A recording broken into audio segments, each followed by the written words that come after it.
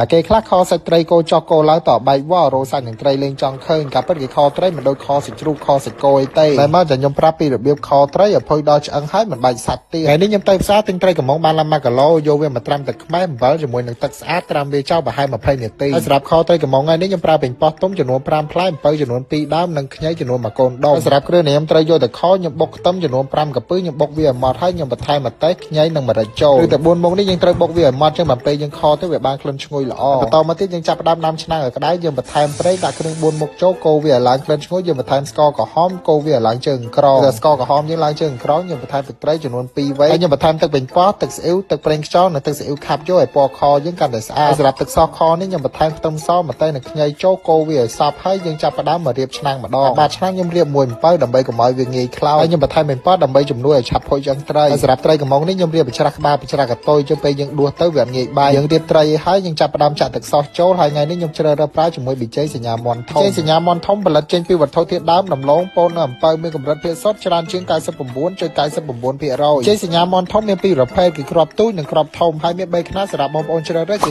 35ក្រាម250ក្រាមនិង500ក្រាមខ្ញុំដាក់ប៊ីចេងសញ្ញាមន់ធំតែបន្តិចជាតិហ្មងហើយខ្ញុំបិទគម្របរងាស់វាចោលប្រហែល4ម៉ោងដោយប្រើភ្លើងតិចៗបំផុតហើយខកំងបែបហឹលនេះត្រូវជាងគេជាមួយនឹងបបរសហើយបងប្អូនមានអាការៈចង់ឈឺក្បាលប្រាសាយហ្នឹងបានបបរខជាមួយត្រីកំងនេះជាតិអស់ស្ទះសូមបងប្អូនចង់នៅពីព័ត៌មានបន្ថែមឬជឿផលិតផលសូមចូលទៅកាន់ទំព័រ Facebook Page BJ សញ្ញាមន់ធំនេះបានអរគុណបងប្អូនទាំងអស់គ្នាបាយបាយ